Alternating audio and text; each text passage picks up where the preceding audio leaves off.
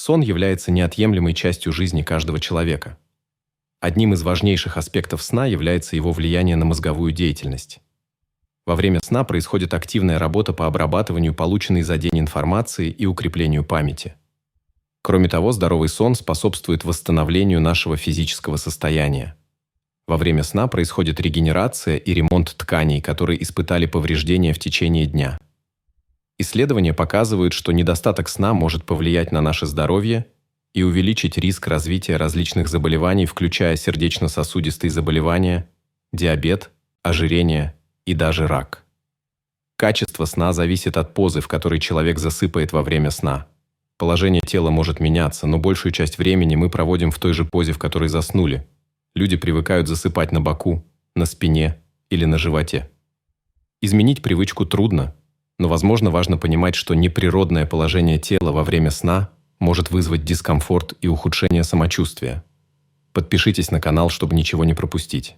Сон на спине. Спать на спине – обычное положение для многих людей.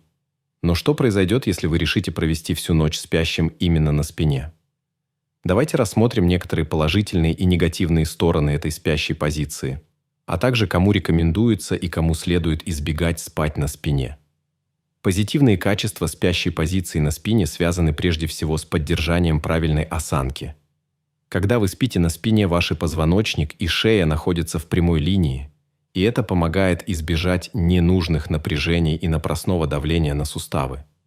Кроме того, это положение спящего позволяет вашей шее и позвоночнику полностью расслабиться, что способствует улучшению общего состояния позвоночника. Однако спать на спине также имеет некоторые негативные стороны. Во-первых, это положение может быть особенно неприятным для людей, страдающих от апноэ сна или храпа. Положение, усиливающее ощущение сдавливания воздуховодов, может вызывать паузы в дыхании и приводить к пробуждению или неполноценному отдыху. Кроме того, спать на спине может спровоцировать или усилить рефлюкс кислоты, что может изжогу и дискомфорт во время сна. Исходя из приведенной информации, можно сделать вывод, что спать на спине не всем рекомендуется людям, страдающим от проблем с дыханием, рефлюксом кислоты или сердечной недостаточностью. Не рекомендуется спать на спине. Это положение также не рекомендуется для беременных женщин, так как оно может негативно влиять на приток крови к плоду и матке. С другой стороны, спать на спине может быть полезным для тех, кто испытывает боли в спине или шее, особенно рекомендуется использовать мягкую подушку или специальную ортопедию. Сон на животе. Спать на животе – одна из наиболее распространенных поз из всех возможных.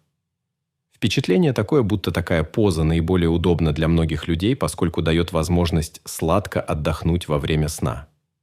Однако мало кто задумывается о последствиях такого положения для здоровья.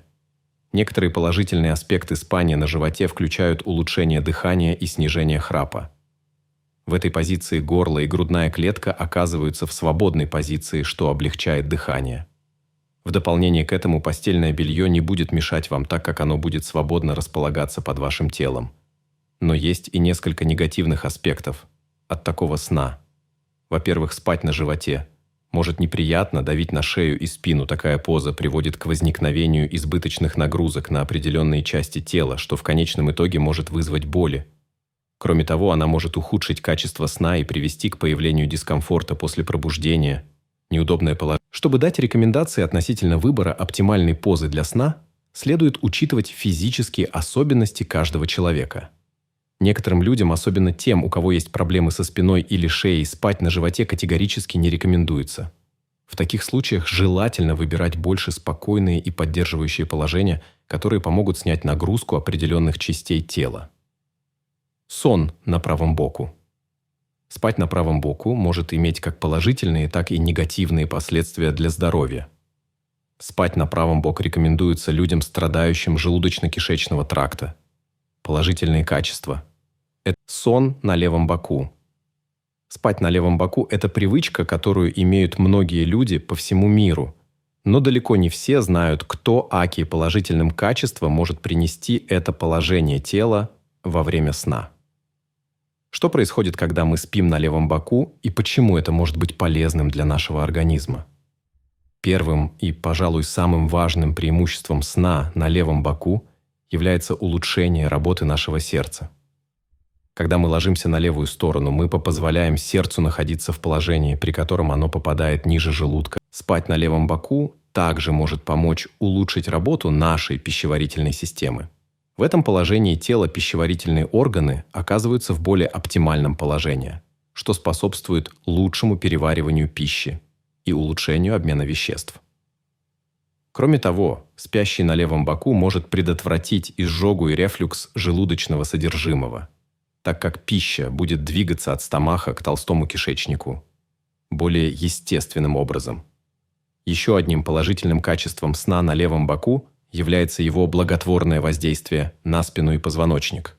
Когда мы спим на левом боку, наша позвоночная колонка оказывается в прямом положении, что способствует уменьшению нагрузки на спину и может снизить риск развития спинных болей или проблем с позвоночником.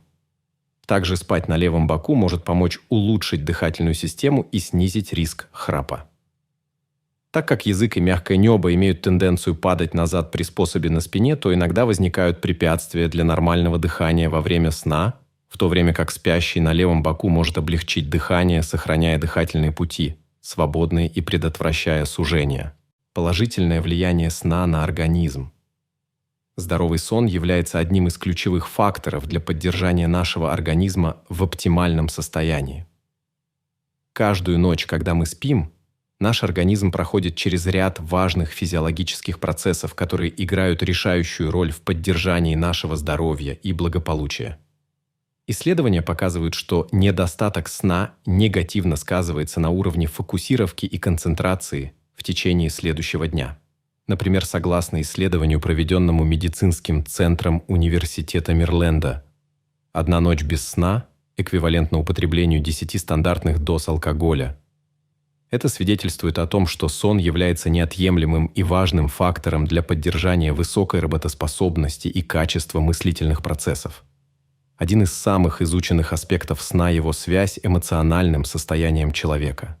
Недостаток сна может приводить к нарушению эмоционального баланса, повышению вероятности развития депрессии и тревожных расстройств.